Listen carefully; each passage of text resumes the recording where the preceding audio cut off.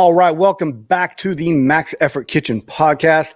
I am Matt. This is Cornell. We are your hosts for the night. Cornell, how you doing tonight, buddy? How was your weekend? I'm good. I had a little impromptu competition I signed up for about 5 days ago. Nice. Heck yeah. It was something where it was an in-house meet that they were at the Strength Tank, and the women's session filled up real quick, but a lot of guys didn't sign up. Right. So they opened it up to everybody else, and they're like, "Hey, if anyone wants to do it, like," and I just kind of jokingly said, "You don't have to tempt me with a good time." So I signed up. My buddy Nick signed up, and I knew that it wasn't something that, oftentimes people are like, "Oh, are you going to hit big numbers?" I'm like, I don't know, like whatever. I'm signing up for it because I enjoy the act of competing, not necessarily competing against other people, which I do like, but I like the competition where it's like, hey, you get 3 attempts, people are watching, and what can you do? And you're on a clock, and there's all these other factors involved, and I don't think realistically people do that side of the sport enough. Yeah, I mean, we kind of had a brief conversation over the week about kind of the different levels of competition, of where it's appropriate to go out and have fun and just do it for the experience, and then where it's appropriate to go out there and win the competition and with that mindset. And you put it out there really well, which is just understanding those two things. And I think that, I've always understood it, but when you hear somebody else say it, it's like, okay, there's the light bulb. That makes sense. I don't know. And I kind of break it down to a little bit of local competition versus national competition, right? National competition, that's real game day stuff. You're going out there to win, right? I get that. Local competition, you're still going out there to win, but you're kind of I'm going to enjoy the experience while I'm out there or while I'm doing what I'm doing. Yeah, it's going to be a lot more fun with the smaller meet. I've also told a lot of new people, I'm like, hey, you can tell the nerves are going, and I'm like, it's going to be okay. There's people out here, but everyone knows you and they're all on your team. Right. But I got to be honest, this is going to be more stressful than if you go to the AO series or if you go to something bigger like that, Masters Nationals or something like that. And they're like, what do you mean? That's national. I'm like, yeah. Right now, how many people out there in the crowd do you know? And they're like, majority of them. I'm like, yeah. Yeah. When you go to AO2, AO1 or whatever, you're going to know 4 people out there. Mm-hmm. And when you're in the crowd watching people, you're not really paying attention. And they're like, I never thought about that. And it's a good point. So, it's interesting that you say that, because I was just I'm bringing my entire family is coming to Reno, and this will be the first time that they have actually traveled with me to competition, and especially at the national level. And they're I think in their minds, they're like, oh man, this is going to be crazy. There's going to be so many people there. And yeah, there'll be a fair amount of people there. There will be probably some grandstands. There will probably be some, more people than at a local meet. It'll be more spread out. There will be some booths, it'll be a little bit different. But I was like, it's not what you think it is. It's not going to be massive crowds cheering. But when you go to a local competition, people, you hear your name in the audience, it's a lot more intimate. It's a smaller venue most of the time. You got people out there that when you're getting ready to set up for a lift, you could look into the out there and see people faces. And I think that adds a different element to it. I have always enjoyed that when I walk out to a platform that I hear people cheering, that kind of gets me going a little bit. That's fun. And you get that more at a local competition than you do a national. I mean, especially someone like myself or even a Masters, it's not like it's a, a grand theme or like event is what I'm trying to say. Like, I wish it was. I think it would be cool, like if like you had like grandstands packed around you and you're getting ready to go out and make a lift and people are cheering like that. That would be fun. Now, something I was really interested about, and this is kind of on the same topic, but like when I watched you compete at Worlds, and I've seen this happen a couple times where, it's in a hotel conference room. It's in a conference room of a hotel building. And to me, that didn't like feel like it should have been the level that it was at for Worlds. I was thinking like big stage, big backdrop, high ceilings, music. And obviously I'm watching the live stream, so maybe I'm not seeing what everyone else was out there seeing. But like, I mean, what do you think about that? Like, what at a world type competition, why don't you think there's more? I've been. Well, you were in Salt Lake City, right? Yeah. So that was definitely the big room, the big auditorium. I think it was like a hockey stadium or whatever. It was totally, yeah. That was fun. That was a pretty cool setup. It would have been way cooler if they allowed people to be there. Yeah. Yeah, that's a big part of it.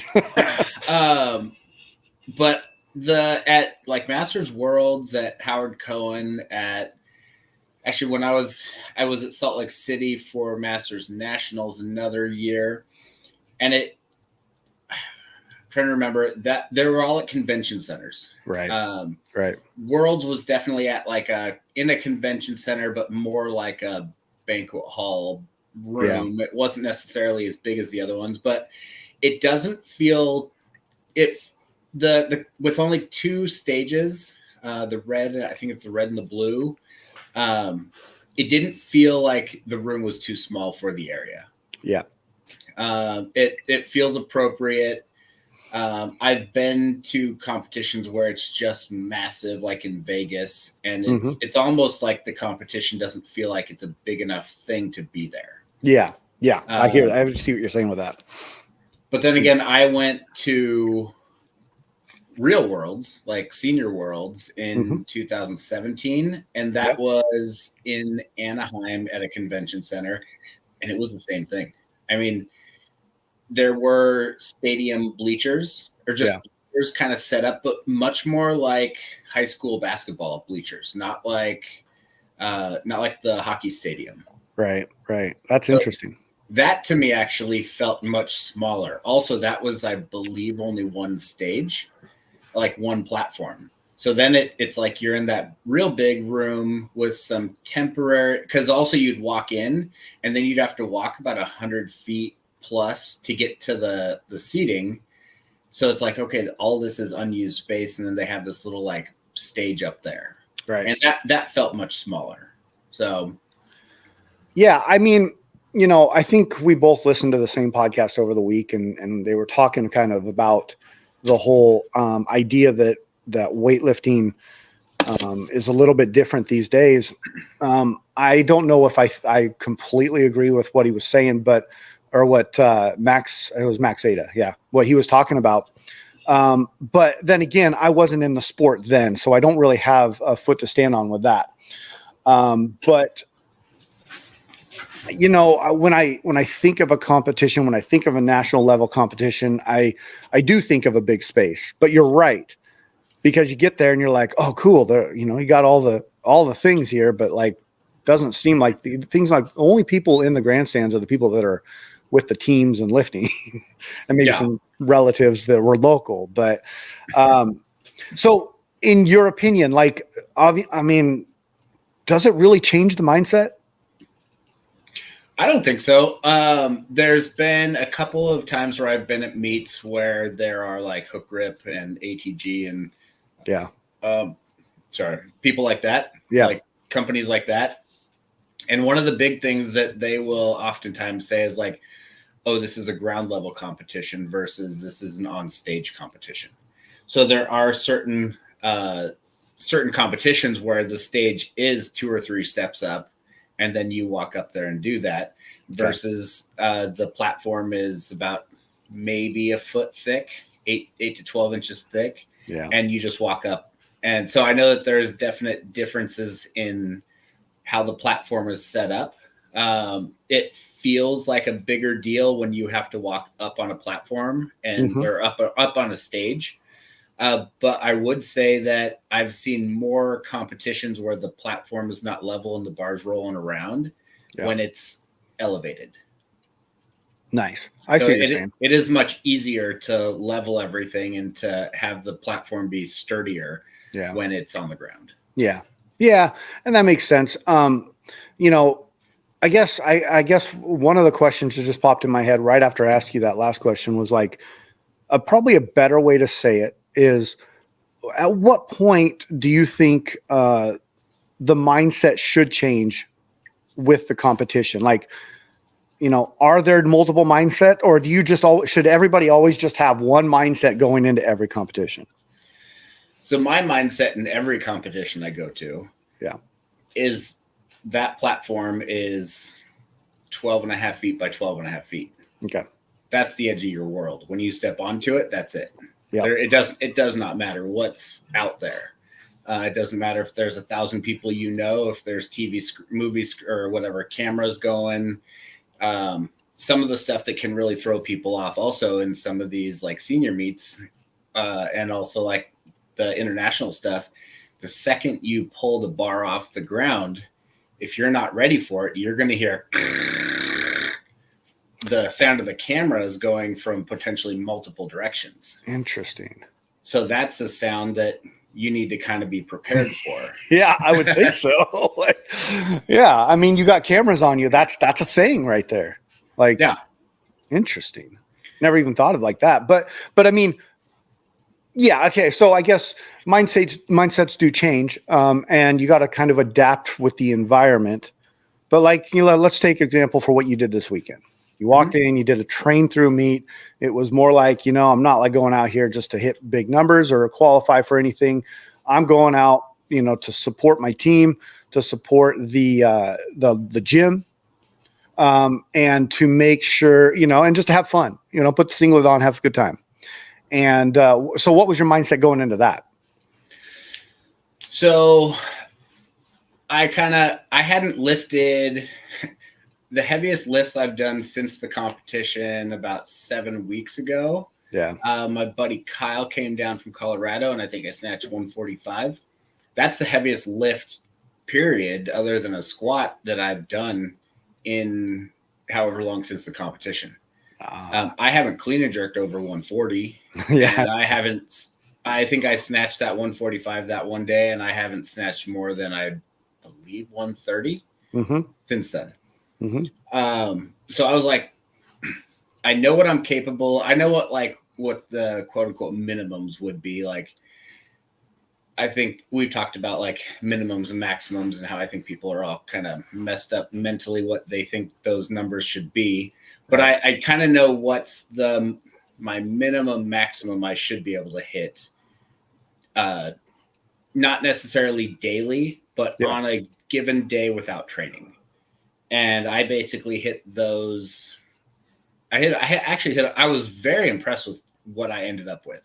I wasn't expecting to hit that heavy of numbers. I opened heavier than I was expecting to. I opened at 125, missed 135, made 140. And then I think I went 50, 60, 67. So I ended up with a 307 total without training anything hard or like anything heavy. And that's a train through. That's awesome. That's awesome. But that's it's awesome. like, well, that's just one of those things where it's like, okay, so this is 15 kilos under my best meet ever. Right. But this was also showing me that I know there's a lot of people who are like, I want to hit heavy weights regularly so I don't get scared of it. And so I know it's like, that's just a mental thing. If you can get past that mentally, you're capable of so much.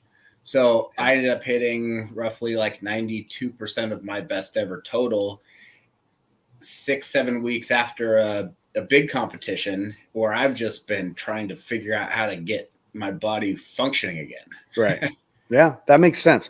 I mean, I am definitely guilty of being that guy that says I want to be able to feel the weight, right? I want to feel it before I step out there because it's quote unquote giving me confidence. But that's where the kind of that mental toughness or I'm going to say actually mental maturity comes in with specifically with competition. And let's see, I'm 6 years in the sport. I think for the past, I average about 3. I'm going to say on the average 3, let's say maybe 4 competitions a year. And I still, am altering things as I go into a competition. And that's just me adapting and figuring out my way. But there is, there's a level of maturity that comes with each competition I do. Right.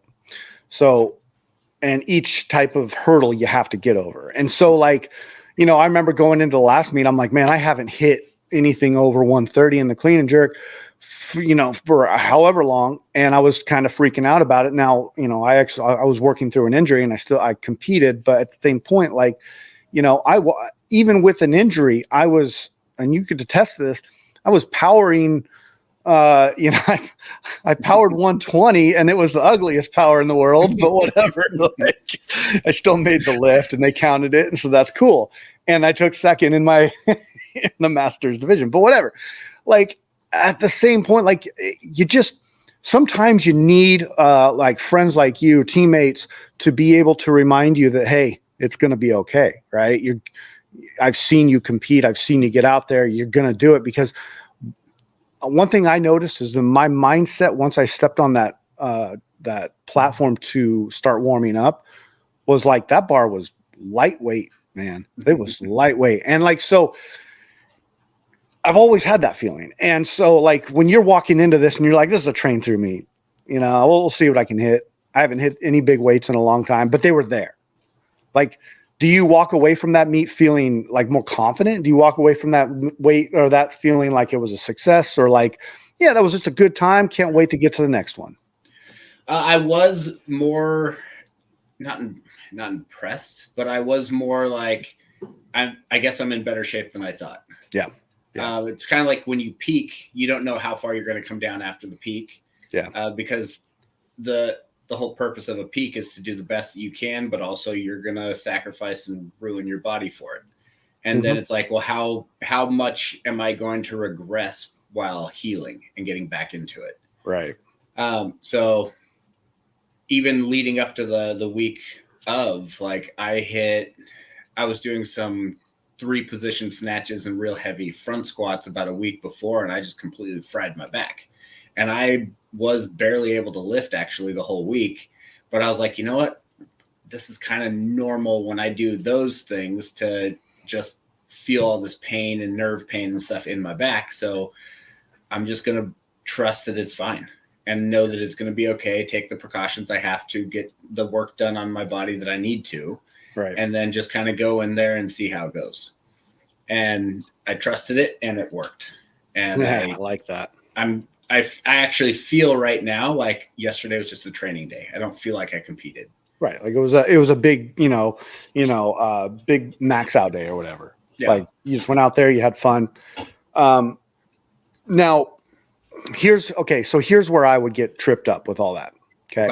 And I'm pretty aware of this, is that when I walk into a competition, I'm my intensity, jumps big time, my nerves, my anxiety, but also my adrenaline.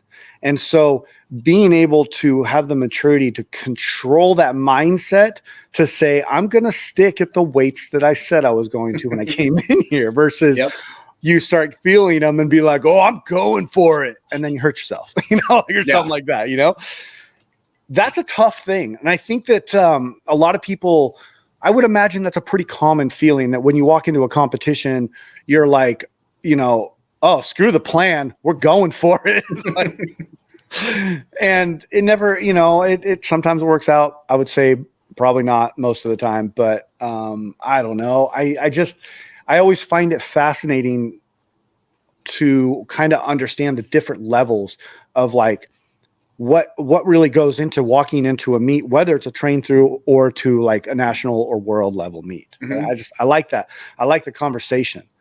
And I think there's a lot of it based off the individual, but there are some umbrella broad things that that people can take and put in their suitcase and walk in there with, because people like you who have been doing this 12-ish years, 12 plus, I think it's somewhere around there. You have the knowledge, and luckily you're telling us that knowledge. So that's kind of cool. No, it was funny because I had in my mindset, I was like, I think I signed up Thursday morning. Yeah. Or no, Wednesday morning, because they said something about like, we're going to get the start list released Wednesday night. Yeah. And if you know anyone who wants to sign up, go for it.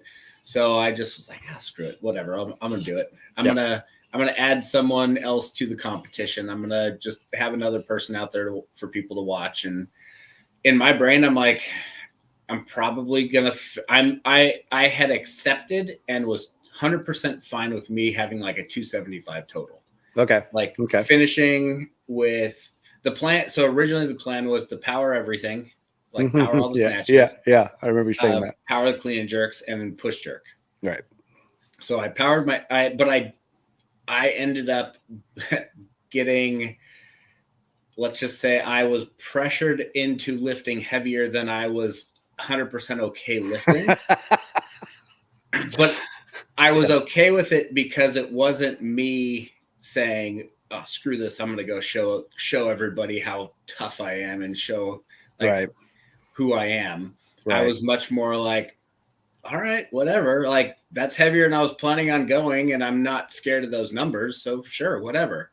I was planning on going like 15, 20, 25, or maybe 20, 25, 30, and then 40, 45, 50. Okay. And ended up powering 25, missed 35, over pulled it, should have put on realistically 40. And then made 40. And the 40 that I made was a little rough, but whatever. Okay. And then I did stick to the power cleans and push jerks for the first two. And then the third one, I'm like, this is so much heavier than I was expecting to go. And I haven't touched a number like this in almost 2 months. So I ended up putting a belt on for that one. And then I just did a regular clean and jerk. Yeah. And, I think that I just I went heavier because I was kind of expected to by both my coach and Nick. And Nick was like, oh, I knew you were going to go this light. I knew you were going to go heavier. I'm like, I really was not going to. I was planning on, like, I was going to almost look at who else was lifting and then just be like, hey, let me lift against them, buying them time. Like, I mean, peer pressure is a real thing. Just ask my daughter. We gave her $10 when she went to some play the other day. She comes back and I'm like, what'd you buy? And she goes, bought a drink. Okay, where's the change? Oh, I don't have any. Like, well, what'd you do with that $10? Well, my friends wanted me to buy roses forever. And I'm like, oh my God. Anyways, but no, peer pressure is a real thing. And like, especially in a situation like this, you're like, well, I have the capabilities. So, and I mean, you walked away from it. I would say pretty darn successful. You hit above 300. Your body is not trashed, which I would imagine that if it were me, I'd be like, I didn't want my body to be trashed after that. Like, that's not the point of that. Yeah. And, you probably, I would imagine, you helped other people out at the meet with like, I think showing people, like, just by going and performing the lifts at the level that you do, like that right there is like, what you're doing is you're showing people how to compete. You're showing people what to do. I mean, I remember my very first meet, you lifted at the end of the last day, and then I lifted the next morning. And we had met a couple times or whatever, but like I remember watching you. Like, I watched you. Like, what's he doing? How is he warming up? What is he doing? What's he doing, 45 minutes before?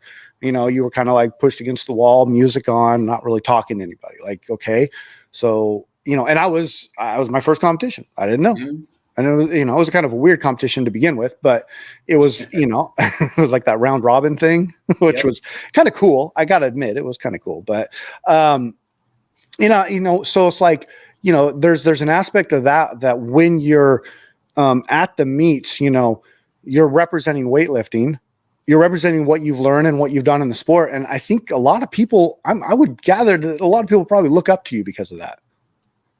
Maybe. I Yeah. don't know. I know that you're a modest guy. I get that, but you should know that I think that people do. And there's a big value to that for other people on the team to see that, Mhm. you know, I mean, I know I've learned a lot from you, and I've learned a lot from everybody I lived with, and it's one of those things, and you take in the good, you push away the bad, and all of a sudden you're starting to form your own way, and I think that's a really good thing, and I think it's a great thing for a lifter to do, and it's because you have different levels at a competition, but on top of that, you were supporting the gym and the team. Mhm. And I said that already, but like that kind of goes into like this topic we were talking about with yearly competition planning and like what, I'm not going to put you on the spot of like, what do you have planned this year? But like, do you see yourself doing some more, bigger competitions this year? You think you're going to branch out a little bit, or you think you're going to hone in? Like what's kind of your idea? This year, so it was funny because on Tuesday, our Discord group chat was going off Yeah, because the I saw that. SoCal meet, the SoCal meet opened up for Yep. their spring meet. Yeah. And I was just like, no, I'm not going to do it. I'm not going to do it. I'm not going to do it. And I have my own personal reasons why I'm not going to do it. None of them are, I mean, some of them are pretty dumb, but whatever. Whatever. This year, I don't really have any. So my original goal that I had discussed with my wife is I was going to go full bore, give everything I had to weightlifting, and then retire in 2021 at the World Games. Right. Retire from competitive weightlifting, and then just kind of treat it like a hobby. Like this is, I mean, much more like a hobby, and not take it as serious, and not sacrifice parts of my family and my marriage, and just realistically my career and all of those things. Mm-hmm. Because the World Games, if you don't know what it is, that is the Masters Olympics. It is on the Olympic stage the year after the Olympics they take place. Okay. So the plan was give it everything till then, and then kind of like back burner it. Right. Like not stop, but not give it everything that. And maybe find a different way in the sport or something like that. Yeah, totally. Get that. And then COVID happened and all of that other stuff. Mm-hmm. And the Olympics were pushed back a year. The Masters World Games didn't happen. I think that they did some digital online thing. And I'm like, no, this isn't how I'm going down. Like, this isn't how I'm going to end it. Right. So in my brain, I know that I'm going to be 4 years older, but I still see that the World Games are next year. Yeah. So this year, again, still doesn't matter. Next year, we have Worlds in Las Vegas, 4.5 hour drive. I could drive out there the day before, compete, and drive home the same day if I wanted to. Nice. Very easy, big competition to do. Yeah. But then there's also the World Games. So that would be a real big, like the biggest meet that I've ever done. It would be extremely expensive. Like there's a lot of things like that involved. So this year, it's just get better, and more importantly, don't get hurt. Yeah. That's like at the top of the list. Just don't get hurt. Yeah. And I do have a handful of meets that I would like to do this year, and nothing is that big of a deal. Right. I would like to come up to where you guys are and do one of the Joe Beck meets eventually, because it sounds like there's a couple of those a year. Yep. There's one in Texas I would like to do in a barn, And I was just like, that meet just looks awesome. Yeah. I would just like to go and experience that at least once. Who do I see? It's Tim Walker. He's the one that's posting where he lives there. Yeah, Tim has done it, and a handful of other guys that I know. Nice.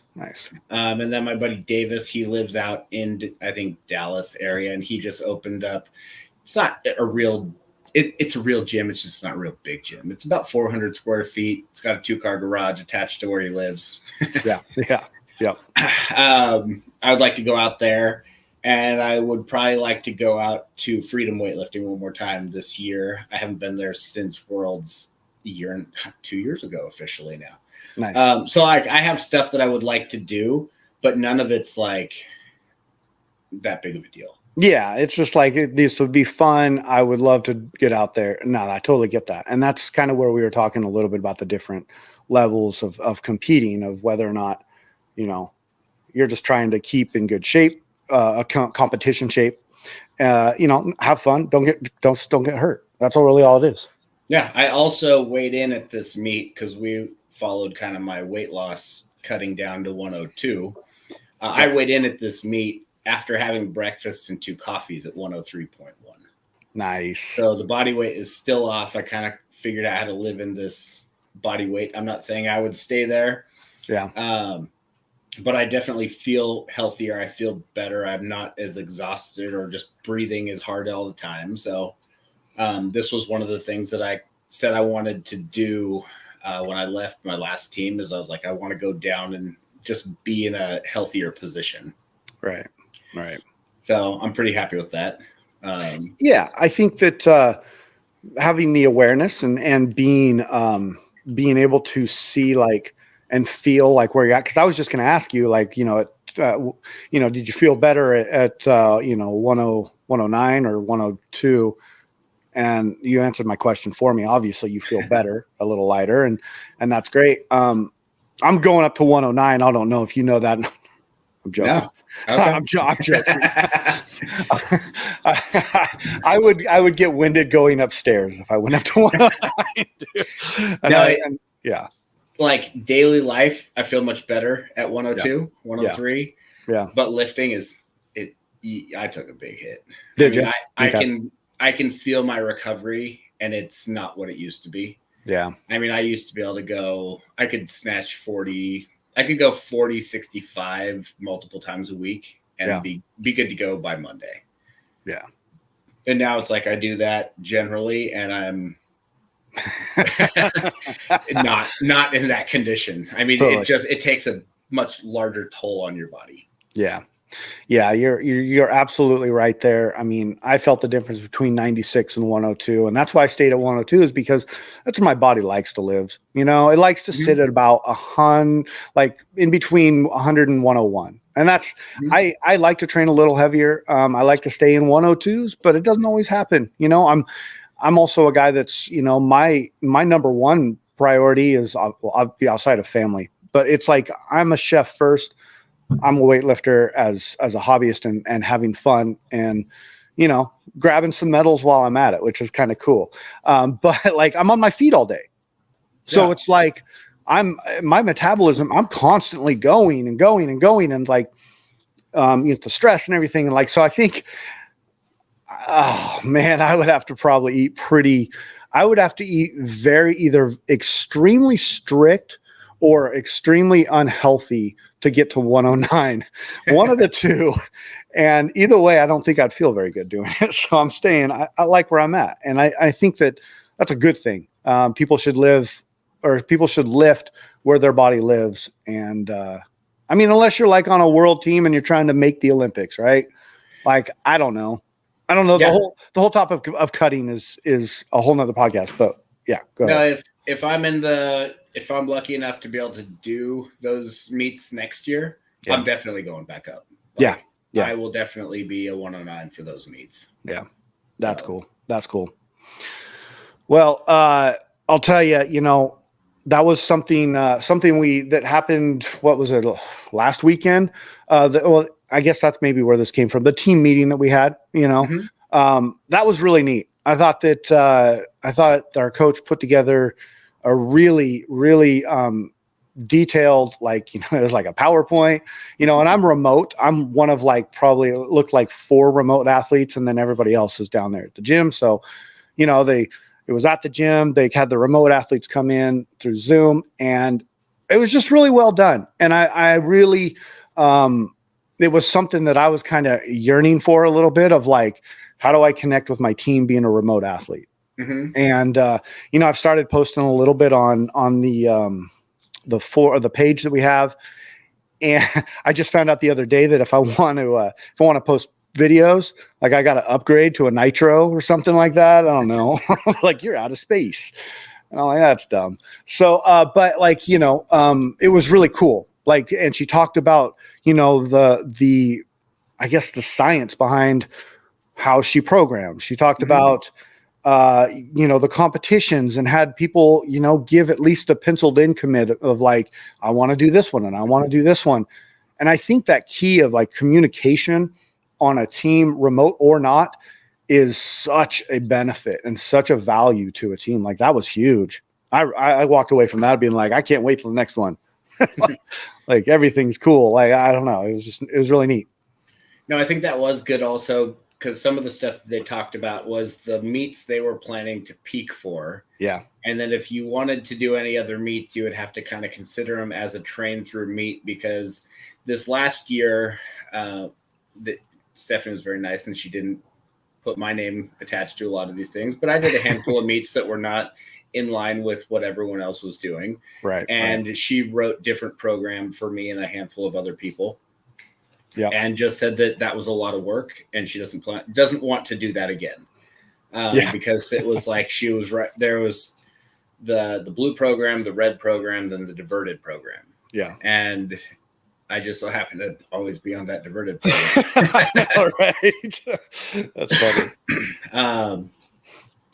But she wanted to say, like, okay, as a team, this is what we're all going to plan for. Yeah. And if you want to do something else, that's totally fine, but have the expectations of, you're not going to be in the best shape you've ever been in for this meet. Yeah. And you're not going to necessarily go as heavy as you want to leading up to it. Like, there might be a couple little things like, oh, on this day we're going to go here and this, but it's not going to be a full written out type of a thing. Right. And I think that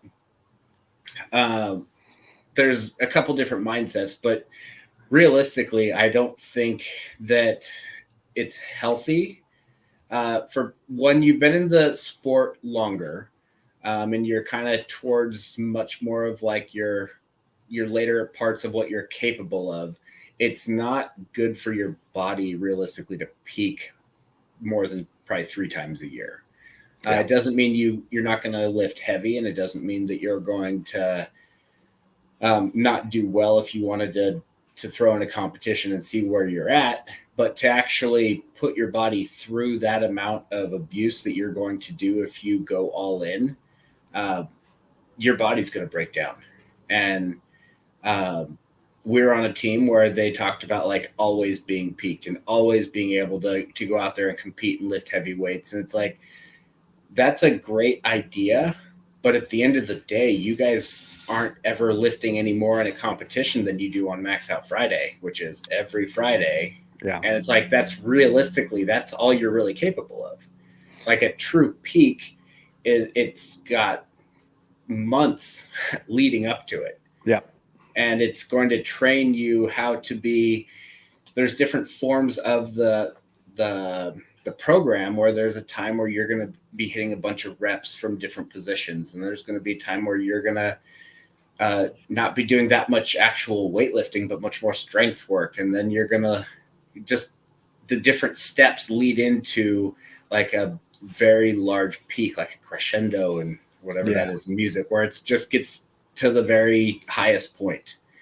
Yeah, I like that. And, something that also you got to take in consideration is like this idea that, you have different levels of different ages of athletes. And, we could talk about how, like, we're masters and we're still lifting and we're, we go into our 70s and we're going to lift. But, the reality of the situation is that our age does count, and that is a variable. And I couldn't imagine, the idea of peaking, like a full, real, true peak more than a couple times a year just seems like it would be a lot of stress on the body, like you were saying. And especially the older you get, Yeah, there was a little bit of talk. I mean, very little of me doing Masters Nationals. Yeah. And honestly, I was like, my body won't be ready for it. Yeah, totally.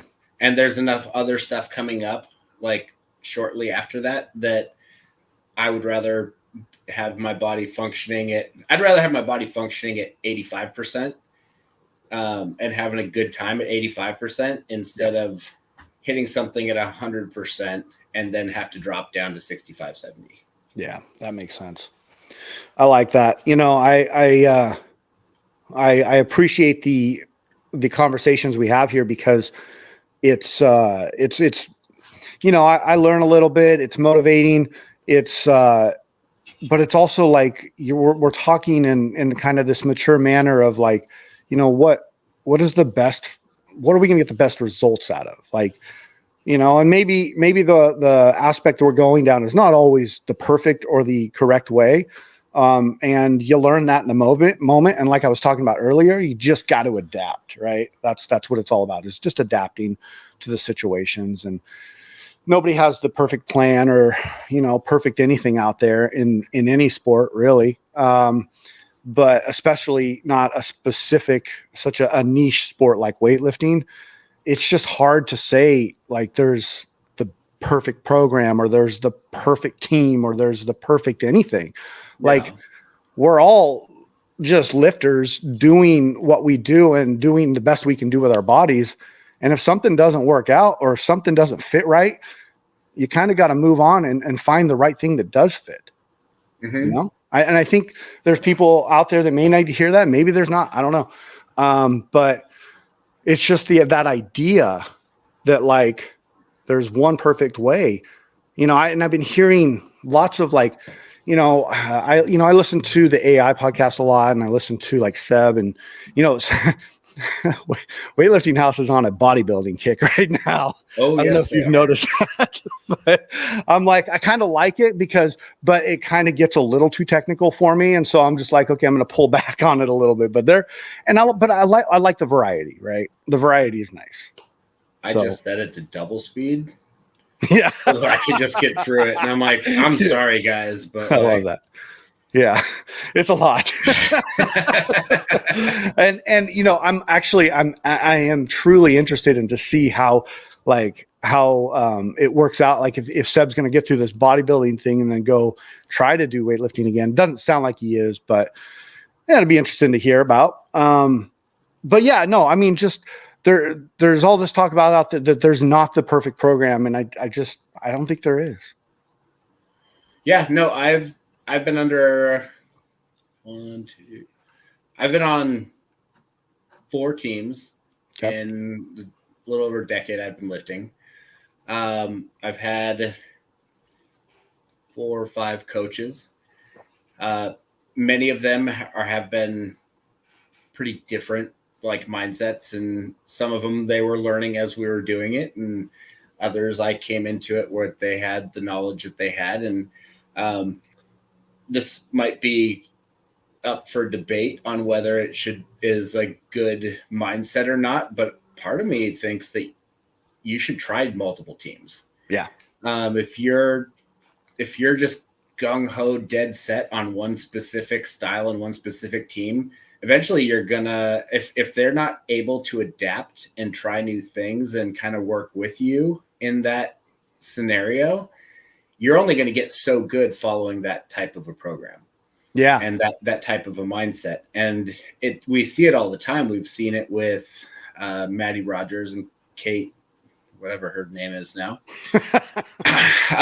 It's not Vibert anymore, is it? She got married. It might be back to Vibert. And then I think I don't know if she's engaged. I don't know. Can't keep up with these young people. Yeah, right. But they did great things. And then it's like, I don't remember if they both went to the Olympics originally based on the original coaches or what it was, but then they switched teams. Yeah. And what happened? They got better. Yeah. And it was the first coaches taught them everything that they could teach them. And then they had kind of like, that's as much as they could get out of it. So then they had to go to a different outlook and a different mindset to try new things, to try to get you to do things you've never done before. Yeah. And then eventually that's going to you're going to top out with that. So then it'll kind of be time to move on as well. And I'm not saying give it 3 to 6 months, but give it a year or two, see what you can do. Coaches, if you have athletes like this, don't get all butthurt when they leave. Like most of these coaches, I think generally that are getting all butthurt on this stuff, they've been on dozens of teams. Yeah. But then they don't want you to leave their team. Right. And, there's probably, some pride involved in that, but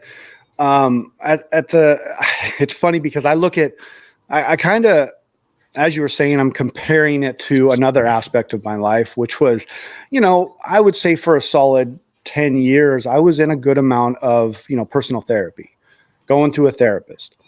And I remember multiple times, like I would get in front of a therapist and I wish I had the same one the entire time, but it's not like that. Your trauma or whatever, your issues that you're going to therapy for are specific to you. And there's probably a handful of therapists out there that are going to be able to help you, but there's also a handful that aren't. So like one thing I learned in therapy is like, if a therapist doesn't work, slightly, professionally say, okay, I'm going to go try this other thing. I think I'm going to look for a different therapist, or, maybe I'm going to move on to a different way to see if I can get help in the way that I need it, because we're just not clicking or whatever, and maybe that's a little bit of a dramatized way to look at it. But like, when you're on a team, if it's not working, it's okay to move. And I've been on 2 teams, so I don't have much to compare from. So I like the team I'm on now. I think that at the end of the day, we are all individuals and we're all humans, and we're all going to find a reason of complaining about what we have in the moment, because that's what people do, right? Sure. But if you can step back and look at the broad picture of things and say, does this fit for me? Is this working for my goals? Is this a good fit with the personalities? Then do it. But if it's not, the one thing that, and my wife reminded me of this, and I do forget about this a lot, no matter how obvious it is, you're paying to be on a team. Mm-hmm. That's your money. That's your decision. It shouldn't be a personal thing, right? If I'm going to pay somebody for a service and I'm not getting the service that is fitting what I want to be paying for, then why not just go to find a different service, right?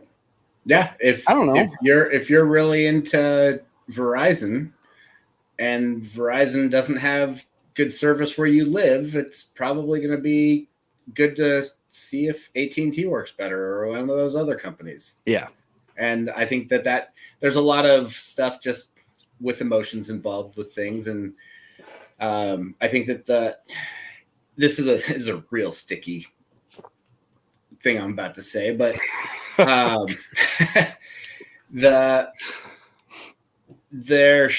think that there should be a disconnect between being friends with your coach and having a coach and being a friend. Yeah. They have to be able to be mature enough to know that, hey, look, I don't want you as my coach, but I would still like you as a friend, and be able to maintain, or to like move on from that and maintain a relationship. Yeah. And I think that there's a lot of people out there that just can't do that. And it's funny you say that, because I had that conversation with Joe Beck, and I was like, Joe, like, man, you're such a cool dude, and I appreciate our friendship more than I just don't want it to affect our friendship. Yeah. I value that more. And so that's why I've never joined his team. And it would be a smart thing for me to do, because it's local. They meet in a gym once a week. It'd be cool. But like, I value that guy so much. I'm like, he's my friend, man. Like, I don't want any other stuff to like happen while I'm on the team and affect that friendship. And so, and he was pretty cool. He totally understood. He's like, yeah, I totally get that. Yeah, we're friends first. So, Joe's very, very mature about that stuff. Like Yeah. Lauren was on his team for a while. Yeah. And then she moved to Arizona. Yeah. And then instead of him being like, hey, you need to continue being on my team because we were semi-remote, like 2-hour time. I mean, like 2-hour commute. Yeah. So it wasn't like a weekly occurrence that she was lifting there. Right. He was like, oh, which part of Arizona are you moving to? Hey, this is the gym you should go to. They have some really good coaches. Nice. Like you should become part of that gym. That's cool. It wasn't like, I'm going to still program for you. You're going to send me videos, but you're going to go to this gym and you're going to pay me and you're going to pay them.